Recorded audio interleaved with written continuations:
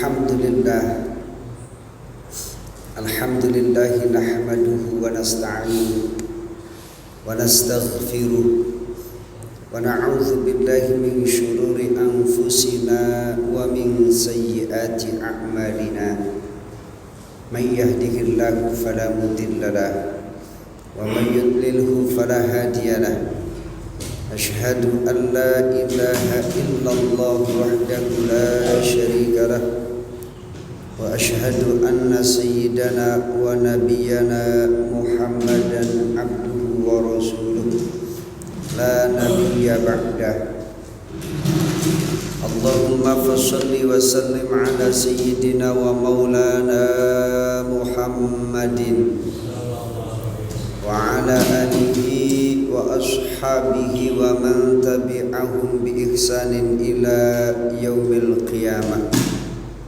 Amma ba'du, faqad qala Allah ta'ala fi kitabihil azizil karim wa huwa asdaqul qailina a'udzu billahi minasy syaithanir rajim.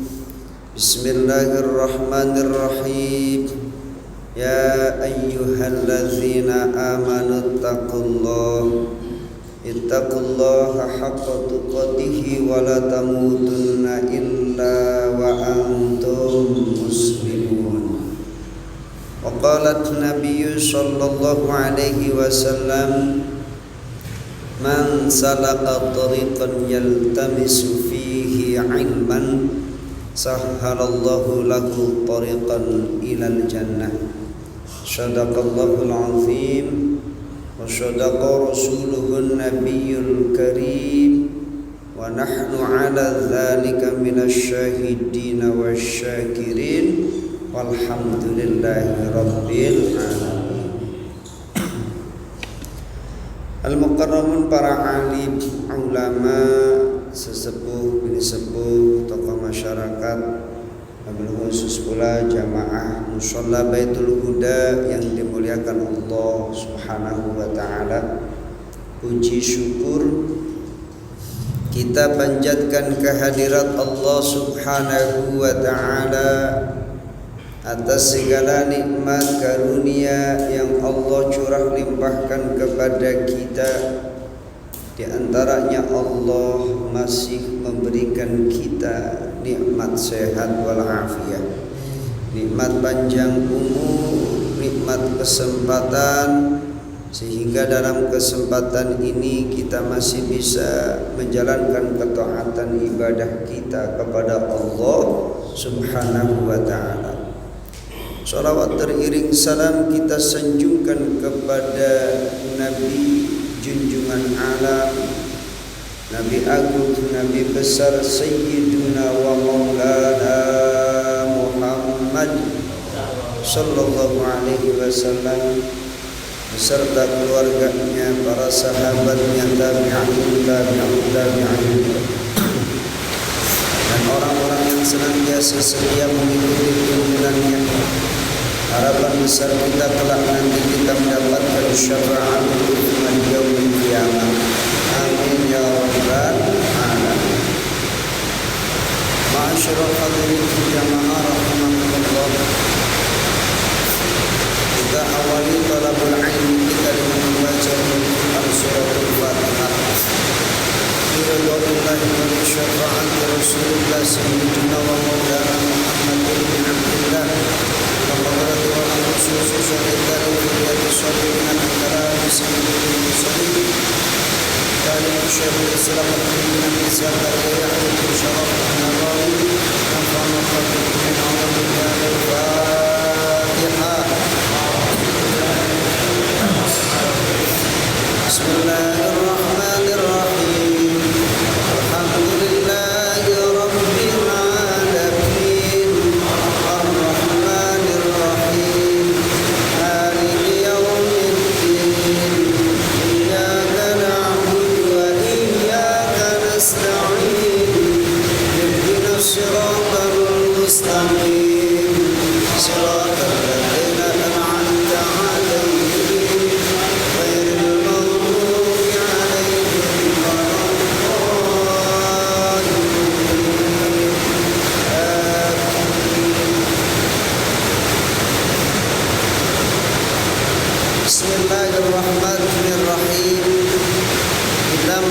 pada babul islah bainan nas, yaitu bab tentang mengadakan perdamaian di antara sesama manusia. Dalam kehidupan kita terkadang ada satu salah paham, sehingga ada kalanya kita pernah bertikai, pernah berselisih paham dengan saudara kita, dengan tetangga kita, dengan keluarga kita, anak ataupun istri kita. Maka sudah layaknya pentingnya adanya islah bainan nas. Yang namanya pertikaian bukan hanya di antara orang-orang yang tidak memiliki nasab, orang-orang yang tidak memiliki hubungan persaudaraan saja. Mungkin sama orang lain, bahkan sama saudara, bahkan sama istri, ini pun sering terjadi. Maka ini penting adanya islah. Islah itu damailah. Damai di sini yaitu mengurai sebuah permasalahan yang ada. Allah Subhanahu wa taala berfirman, la khaira fi katsirin min najwahum illa man amara bi shadaqatin aw ma'rufin aw islahin bainan nas.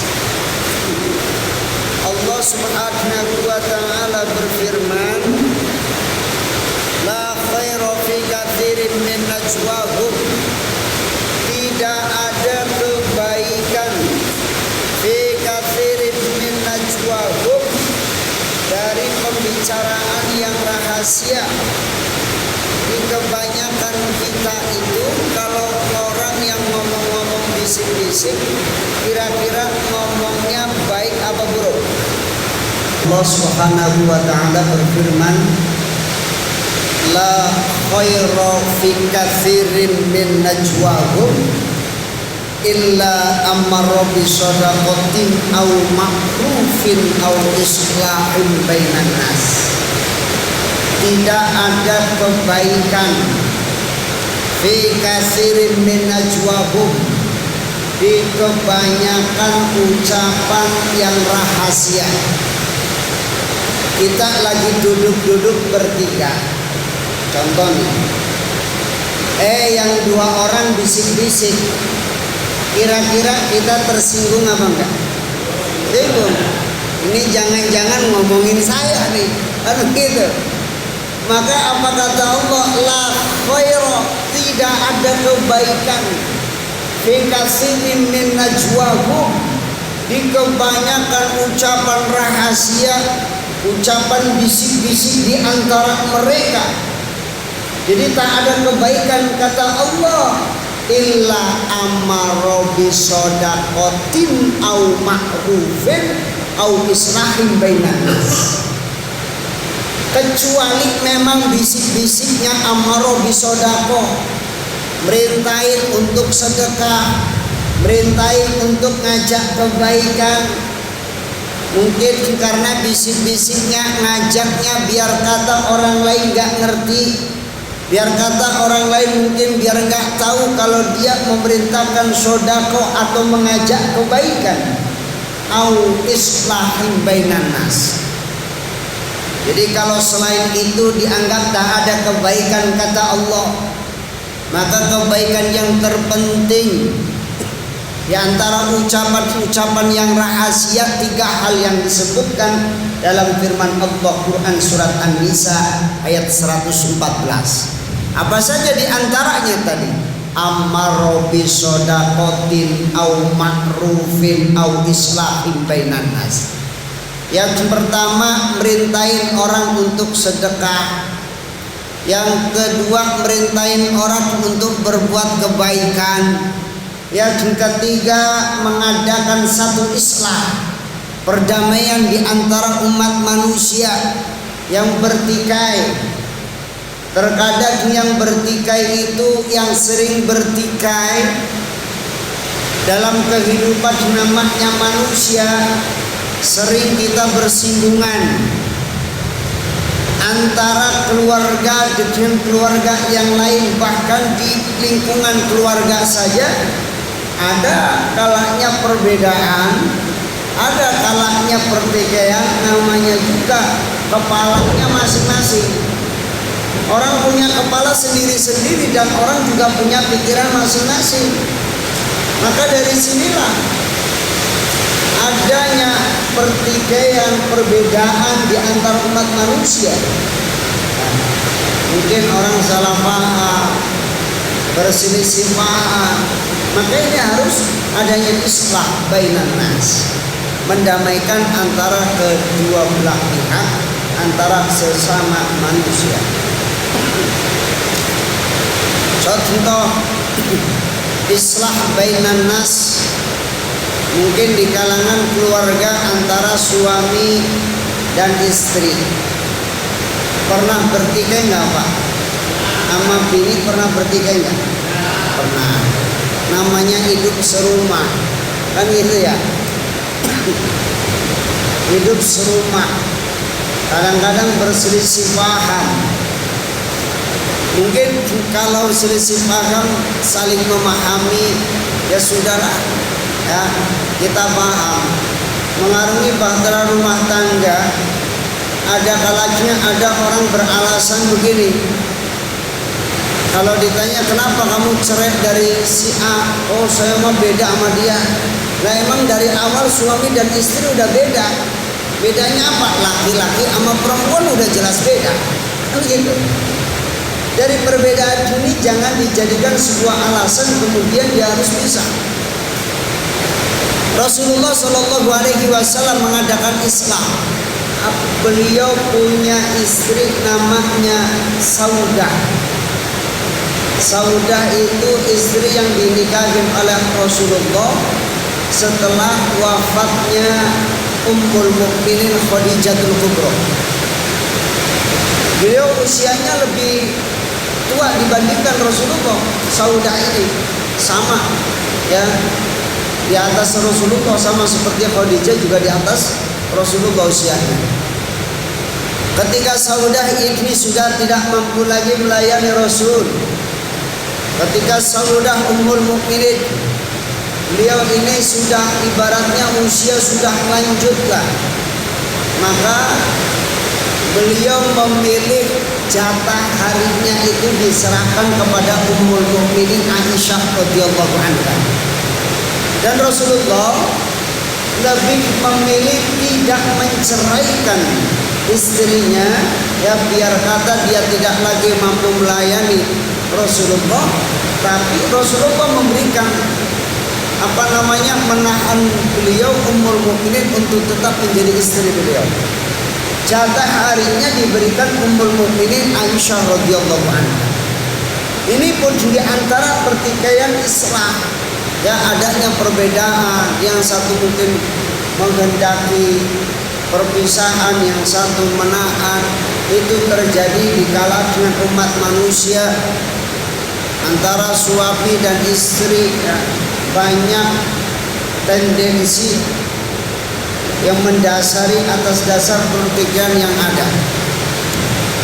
Maka tiga hal ini penting, ya, termasuk memerintahkan sedekah, kemudian untuk memerintahkan kebaikan, mendamaikan di antara sesama manusia.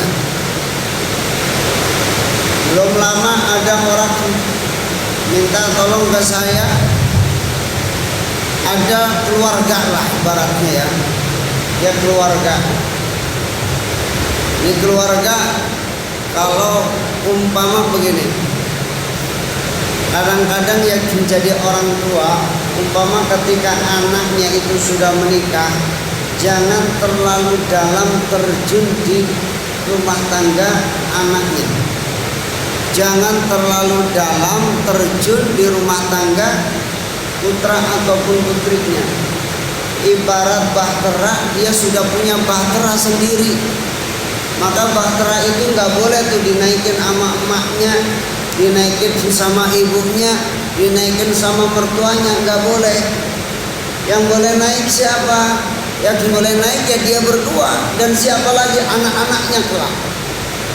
Terkadang yang namanya bahtera rumah tangga tadi, tak sedikit masalah akan datang kepadanya, tak sedikit masalah akan menghujaninya, macam-macam bentuk dan kemasan masalah itu datang. Belum lama ada orang menyampaikan ke saya pengen dinikahin lagi katanya, pengen nikah lagi sama istrinya. Saya pikir pisahnya belum lama, rupa-rupanya udah lama. Jadi dasarnya pengen dinikahin lagi begini. Suaminya karena marah akhirnya ngucapin ngomong talak ke istrinya. Nah makanya nanti marah itu macam-macam tuh. Ada marah yang sifatnya marah biasa, dia masih sadar apa yang diucapkan. Ada marah yang levelnya marah sedang, dia juga masih sadar. Ada marahnya dia tidak mampu menguasai dirinya, sehingga apa yang terucap saja dia nggak ngerti, saking marahnya. Maka ini kalau di bab perceraian, nanti marah ini dibagi menjadi 3. Tapi kalau Imam Syafi'i menyebutkan biar kata dia marahnya tidak mampu menguasai dirinya ketika ia mengucapkan kata talak, jatuh. Itu jatuh talak 1. Rupa-rupanya dia ngucapin jatuh ucapan talak sama biniknya, maka jatuhlah talak 1. Pulang jatuh, hidup masing-masing di rumahnya masing-masing. Ternyata masih di masa iddah. Jadi kalau ada seorang istri yang ditinggal suaminya, maka masa tinggalnya tinggal mati, maka masa iddahnya 4 bulan 10 hari. Kalau dicerainya cerai hidup, maka masa iddahnya 3 kali suci. Selama dia dicerai masih kurun waktu 3 kali suci, maka boleh untuk merujuk kembali itu. Rujuk datang. Rupa-rupanya di masa suci kedua ini orang rujuk lagi, balik lagi. Dan rupa-rupanya sebulan kemudian cerai lagi, bukan cerai sih, pisah. Yang mendasari begini, yang mendasarinya adalah karena merasa kok ini udah pisah, kenapa engkau nggak dinikahin lagi, kok timbang balik aja. Memang kalau rujuk begitu Pak. Kalau umpama ngomong cerai sama istri, kemudian masih di masa iddah, masa menunggu, belum habis masa iddahnya, itu timbang balik lagi aja, nggak usah pakai kawin lagi, nggak usah pakai akad nikah baru, nggak usah.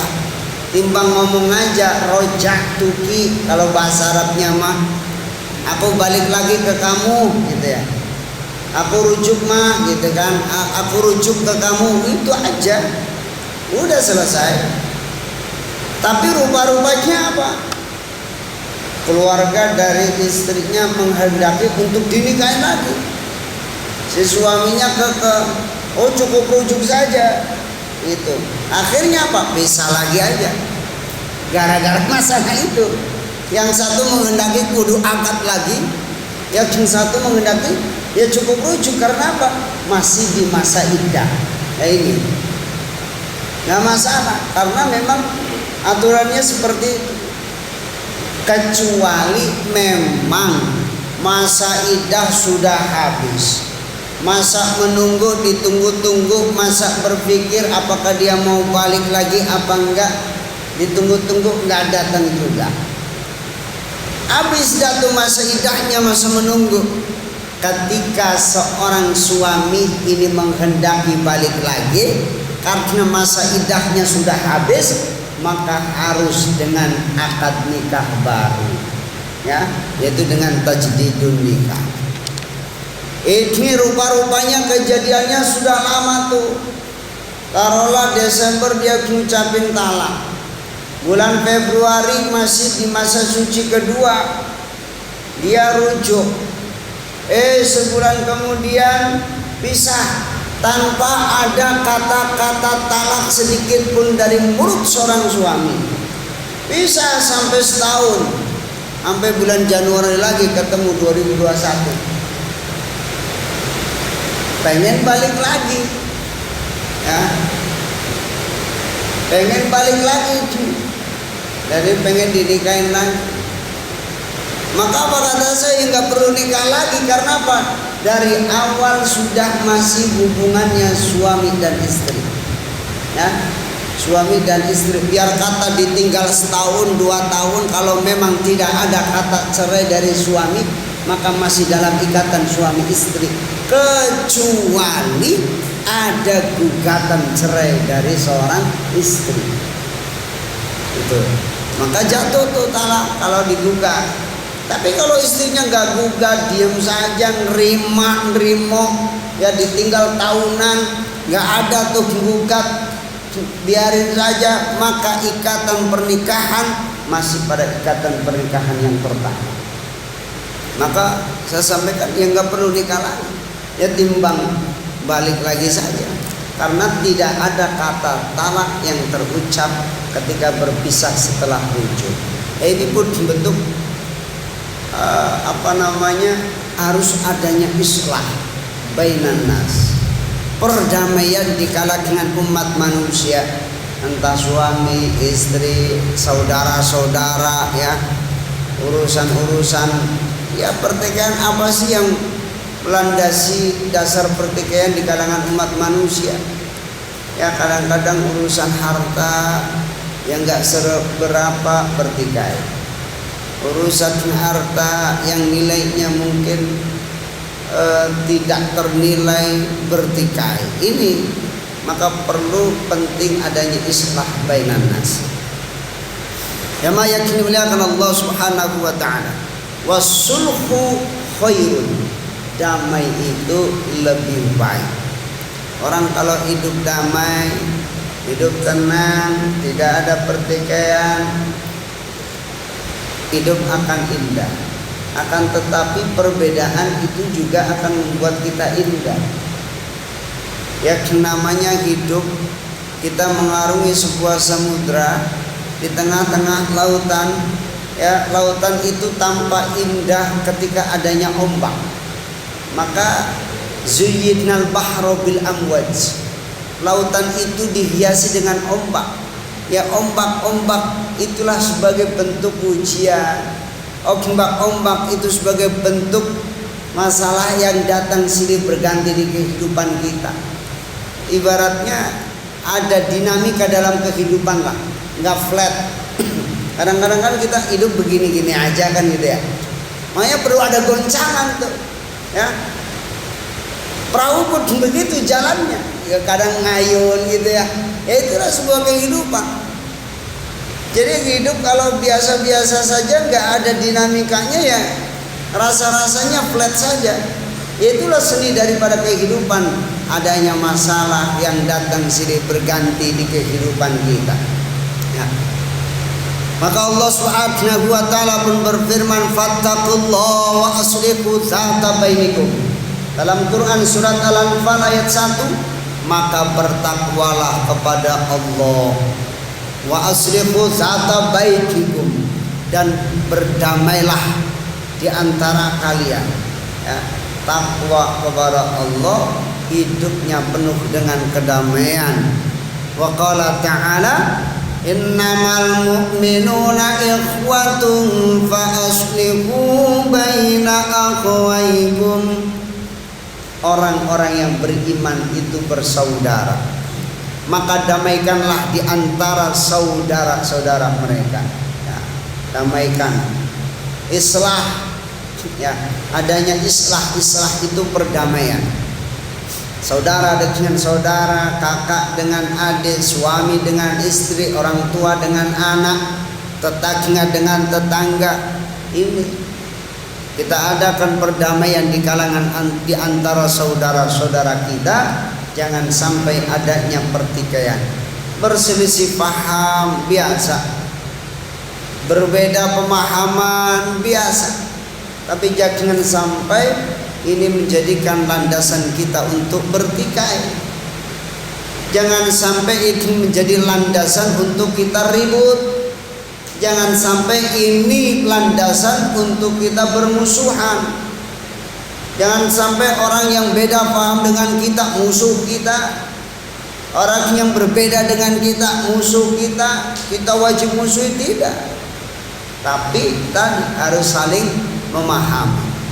Kalaupun itu terjadi, fa aslihu baina akhwaikum, maka damaikan di antara dua saudara yang bertikai di kalangan kalian. Jamaah yang dimuliakan Allah Subhanahu wa ta'ala.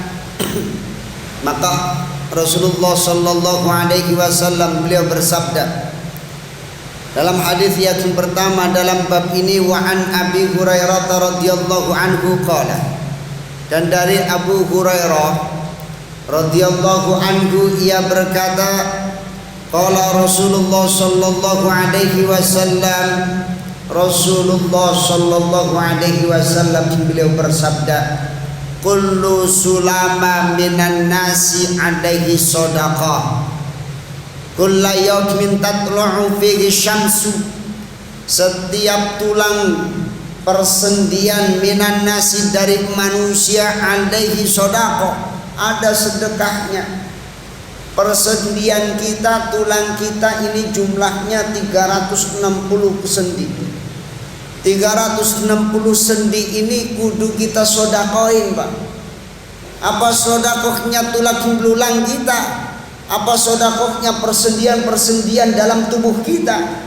Sodakohnya bukan dengan harta, sodakohnya yaitu dengan apa? Ibadah.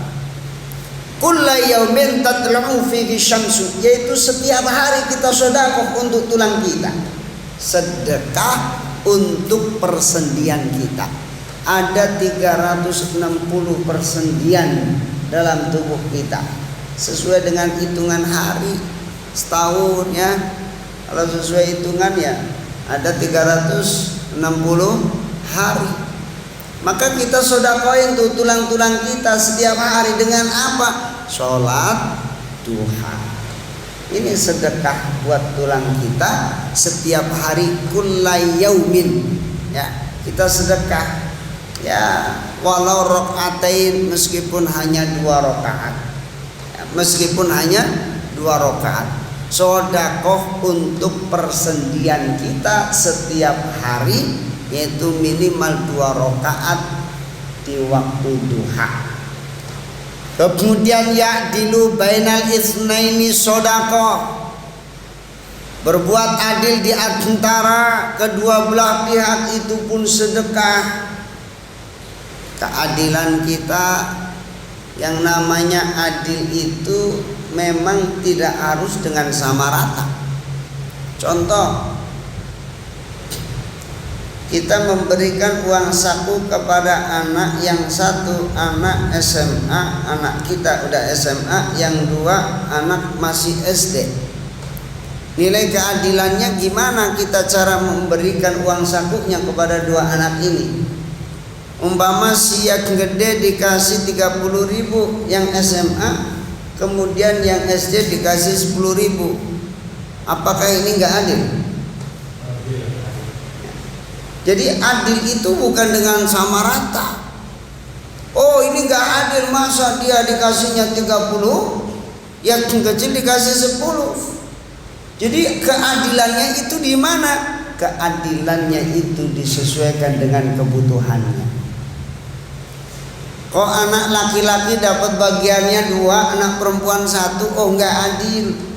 Kan begitu kalau kita bicara adil sesuai dengan sama rata. Apakah itu enggak adil? Adil. Ini bentuk keadilan. Ya'dilu bainal itsnaini shadaqah. Mendudukkan perkara sesuai pada tempatnya itu adalah sedekah. Wa yu'ainu ar-rajula fi dabbatihi fayahmiluhu 'alaiha, au yarfa'u lahu 'alaiha mata'ahu shadaqah, nolong orang bidabatihi, naik di atas kendaraan, ya umpama kesusahan naik kendaraan, dibantu, dititah, dipapah, ngangkatin barangnya ke tempat kendaraannya, dipanggul, dipikul atau diangkat, itu pun ada sedekah. Kemudian wal kalimatut thayyibah sedekah, ucapan yang baik itu pun sedekah. Makanya Allah berfirman, qaulun ma'rufun khairum min shadaqati yatsba'uha adza. Ucapan yang baik itu lebih baik dibandingkan sedekah tapi diikuti dengan perkataan yang menyakitkan. Ada pengamen, timbang kita nggak mau ngasih mah nggak usah dikasih Pak, ya.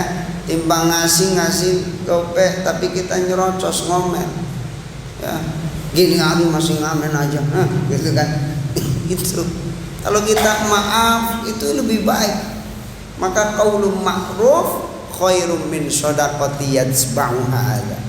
Ucapan yang baik itu lebih baik dibandingkan sedekah yang diikuti dengan perkataan yang menyakitkan. Wa bi kulli khatwatin yamshiga ila shalah sedekah. Setiap langkah kaki kita yamshiha ila shalah, langkah kaki kita melangkah menuju masjid, langkah kaki kita menuju musola, langkah kaki kita menuju majelis, itu pun ada nilai sedekah. Bahkan salah satu golongan yang kelak nanti akan mendapatkan naungan di bawah tahta zilli arsyihi, yaitu naungan di bawah arsy-Nya Allah Subhanahu wa taala, la zilla illa zillu. Tidak ada naungan melainkan naungan Allah. Siapa di antaranya? Yaitu seseorang yang berjalan di waktu gelapnya malam, melangkah menuju masjid untuk melakukan sholat jamaah. Itu orang yang kelak nanti akan mendapatkan naungan di bawah arsy-Nya Allah, yaitu di hari yaumun la zilla illa zillu ay yaumal qiyamah. Itu di hari di mana tidak ada naungan melainkan hanya naungan Allah pada hari kiamat. Salah satu golongannya adalah orang yang berjalan di waktu gelapnya malam untuk melaksanakan sholat dengan berjamaah. Wal kalimatut thayyibah shadaqah wa bi kulli khatwatin tam yamshiga ila shalah shadaqah wa tumitul adza anit thariq shadaqah. Nyingkirin bahaya, nyingkirin duri, timbang nyingkirin batu di tengah jalan. Ini rupa-rupanya ada batu di tengah jalan, kita lewat, alhamdulillah nggak kena saya, timbang lewat doang. Tapi kita biarin tuh batu di tengah jalan, ya. Ambil batunya, ambil sesuatu yang menghalangi di jalan. Mungkin ada duri, mungkin ada paku, mungkin ada benda-benda yang berbahaya kalau ada orang berlalu, maka ambil. Itu pun imatatul adza anit thariqi shadaqah. Maka menyingkirkan bahaya, menyingkirkan duri, menyingkirkan batu, menyingkirkan sesuatu yang membahayakan di tengah jalan, ada nilai sedekah. Muttafaqun alaih wa makna ya'dilu bainahuma yuslihu bainahuma bil adli. Ya'dilu bainal itsnain, berbuat adil di antara keduanya, yaitu ketika memutuskan sebuah perkara dengan adil sehingga adanya perdamaian di kalangan manusia yang bertikai. Baik jamaah yang dimuliakan Allah, di hadis yang pertama ini mungkin ada pertanyaan, silakan. Ya. Tadi kan Pak bilang suami dan talak terus rujuk tinggal setelah 1 tahun ya. Nah itu maksudnya tinggal 1 tahun itu seandainya si suami itu nggak menuju nafkah itu bagaimana?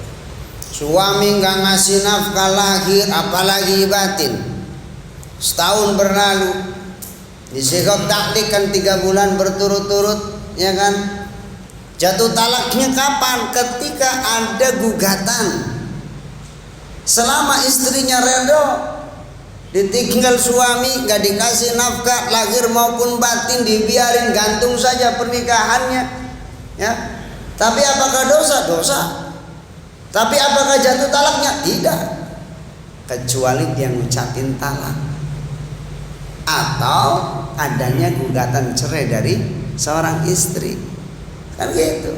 Kalau udah 3 bulan lebih setahun, tinggal pasrahin saja sama istrinya. Mau gimana? Kan gitu. Oh, saya udah mau pisah aja, ya sudah gugat saja, gugat cerai. Itu satu senjatanya bagi seorang wanita, yaitu menggugat cerai. Tapi yang menjatuhkan siapa? Yang menjatuhkan bukan suami, tapi hakim.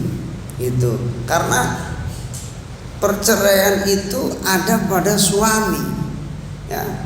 Kemudian kalau memang suami tidak menceraikan, mempertahankan, ya, tapi istri merasa dizalimi. Istri merasa dizalimi dengan cara apa senjatanya? Gugat. Gitu.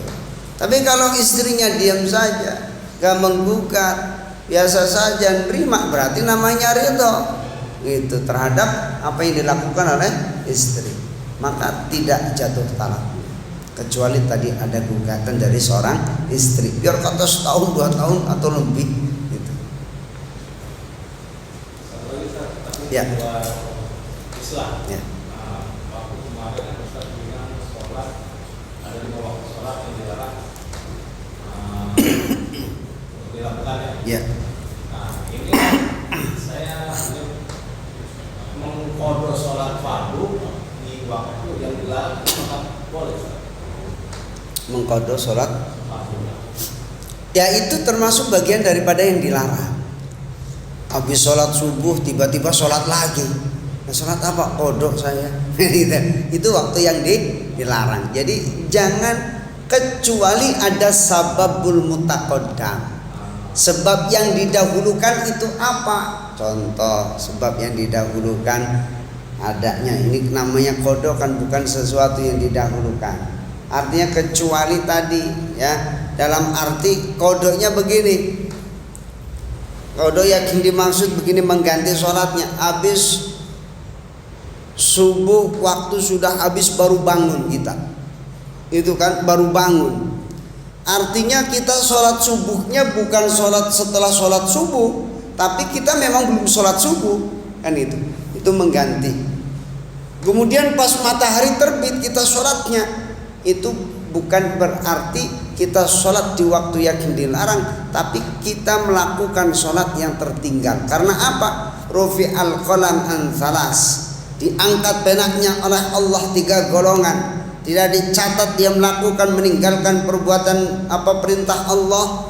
Tidak dicatat oleh Allah kalau dia bermaksiat. Kapan? Selama dia masih tidur. Kemudian kewajibannya kapan? Ketika dia terbangun. Rupa-rupanya pas bangun dia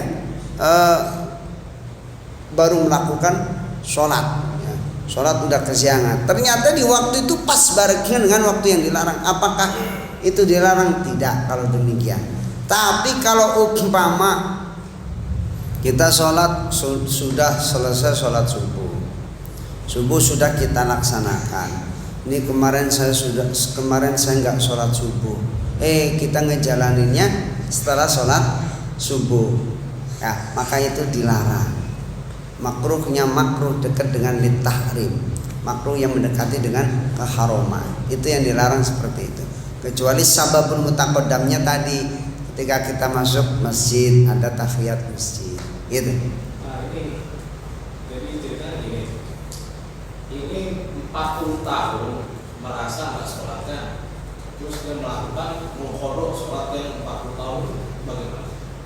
Dan di waktu yang dilarang, waktu sholat seperti habis asar, mengkodok 40 tahun itu. Iya, itu apakah boleh? Gunakan waktunya itu bukan di waktu-waktu yang dilarang, ya, contoh tadi di waktu duha, gitu kan? Atau di waktu, kan banyak, masih banyak waktu yang tidak dilarang dibandingkan waktu yang dilarang, kan gitu. Salat subuh ketika matahari istiwa itu kan sebentar, artinya tidak sebentar waktunya antara asar sampai maghrib, gitu kan? Ketika habis asar sampai dengan waktu maghrib, ketika matahari tenggelam.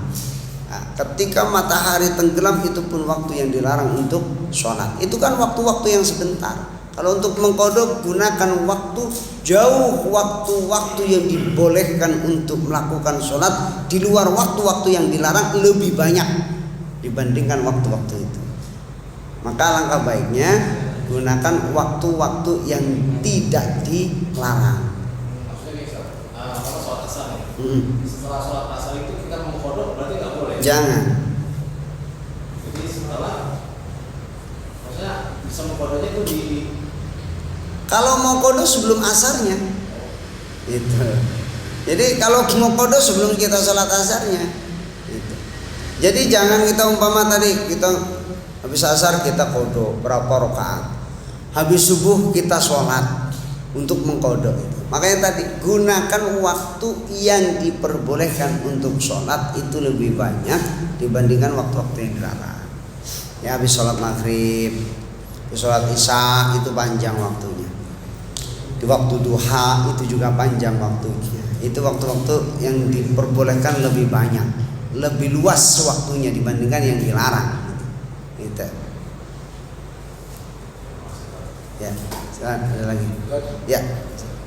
Untuk Ustaz, kalau sholat duha itu kan kata Ustaz tadi kan sedekah dari 360 persediaan. Iya. Tapi saya juga pernah mendengar membaca juga justru sholat duha itu dianjurkan bagus untuk membuka rezeki. Sebenarnya itu yang lebih dekat ke itu yang sedekah juga kan membuka pintu rezeki, kan gitu. Tidak ada judulnya orang yang sedekah lantas jadi miskin, kan gitu. Karena kita sedekah bentuk, ketika kita sedekah itu pun bagian daripada membuka pintu rezeki. Maka kenapa sholat duha pun bagian daripada membuka pintu rezeki? Dua-duanya tidak bertentangan, dua-duanya saling mengisi. Kullu yaumin atau kullu sulama minan nasi alaihi shadaqah. Persendian kita ada hak untuk disedekain. Ya, kemudian kita sedekah untuk persendian kita dengan cara apa? Sholat duha. Dengan sholat duha kita dapat pahala sedekah. Dengan sholat duha kalau kita sedekah pun bagian daripada untuk membuka pintu rezeki. Gitu. Jadi kedua-duanya benar. Bukan berarti mana yang lebih dekat antara membuka pintu rezeki dan sedekah. Dengan kita bersedekah itu bagian daripada dengan membuka pintu rezeki. Itu kira-kira. satu lagi Ustaz. Ya. Ini kan mungkin kebanyakan yang saya tanyakan ini apakah dosa gitu. Ya. Habis maghrib kadang kan kita mau bisa itu tidur dulu lah. Ini kan hal yang kita sengaja kan, mungkin kalau yang tidak sengaja mungkin dimaafkan gitu, tapi hal yang disengaja ini itu gimana? Kalau tahu kita sholat isya itu setelah kita tidur, namun kita sengaja untuk tidur gitu. Terus hukumnya gimana tuh? Hukumnya gimana kita sholat isya setelah tidur? Ya, boleh saja. Namun tidur itu kita sengaja gitu. Ya, boleh. Artinya kita tidur gitu kan. Mungkin karena ngantuk. Ya kan, karena kantuk yang berat kemudian kita tidur. Udah rasa tidur dulu, sengaja itu. Kalau yang nggak sengaja ketiduran namanya. Gitu ya. Kalau yang nggak sengaja ketiduran. Nah, ketika dia tidur, kemudian apakah dia berdosa? Tidak. Selama dia tidak meninggalkan, melalaikan kewajibannya. Ya. Terlebih kalau umpama dia rasa capek. Ini kalau dipaksain untuk sholat gitu kan, malah nanti akan menimbulkan rasa kantuk, sholat nggak khusyuk. Kecuali umpama sudah masuk waktunya sholat, gitu ya, waktunya sholat. Maka langkah yang lebih baik mana dulu, tidur dulu apa sholat dulu? Maka sholat dulu. Ini umpama belum masuk nih waktunya, nah kita tidur. Harapan kita kan biar menghilangkan rasa kantuk baru sholat. Dia akan berdosa ketika dia dengan menyengaja tidurnya kemudian sampai meninggalkan kewajibannya. Bangun tidur ya, boro-boro langsung ingat sama sholatnya, enggak, dia lalai, dia tinggalin, maka dia akan berdosa. Jadi masalah dia tidurnya enggak berdosa, itu menjadi sunatullah, menjadi ketetapan kita, ketetapan Allah Subhanahu wa taala terhadap hamba-hambanya. Gitu. Kalau sholat isyanya sampai jam 3 subuh gimana? Jam 3 belum subuh. Jam 3 pagi. Udah waktu masuk subuh. Nah, kalau masuk waktu subuh itu namanya masuk ke dalam kategori orang yang melalaikan sholatnya. Maka kan fawailul lil musallin alladzina hum an sholatihim sahun. Sekali dua kali mungkin biasa. Sekali dua kali dimaafkan. Kalau berkali-kali memang udah membiasakan diri namanya kan gitu. Ya, ini jadi alangkah baiknya kita gunakan waktu. Makanya kan inna sholata kanat 'alal mu'minina kitaban mawquta. Sesungguhnya sholat itu terhadap orang-orang yang beriman itu sudah di waktu-waktu. Ya, ada kitaban mawquta, sudah di waktu-waktu. Waktunya kapan, batasannya kapan itu sudah terbatas ya dan tertentu. Makanya gunakan waktu dengan sebaik mungkin gitu. Jadi jangan sampai lantas di akhirnya Pak mending dia bangun ya kan di sepertiga malam terakhir dia menjalanin sholat, kemudian langsung sholat tahajud, langsung nyambung subuh, kan begitu. Syukur-syukur begitu. Baik jamaah yang dimuliakan Allah Subhanahu wa taala, ini saja mungkin yang bisa saya sampaikan. Mudah-mudahan ada manfaatnya khususnya bagi saya pribadi dan jamaah sekalian. Harapan besar kita senantiasa menjalankan ketaatan ibadah kita kepada Allah Subhanahu wa taala sesuai dengan tuntunan baginda Nabi kita Muhammad sallallahu alaihi wasallam. Kita tutup dengan baca doa kafaratul majlis. Subhanakallahumma wa bihamdika asyhadu an la ilaha illa anta astaghfiruka wa atubu ilaik. Hadanallahu wa iyyakum ajma'in. Wassalamu alaikum warahmatullahi wabarakatuh.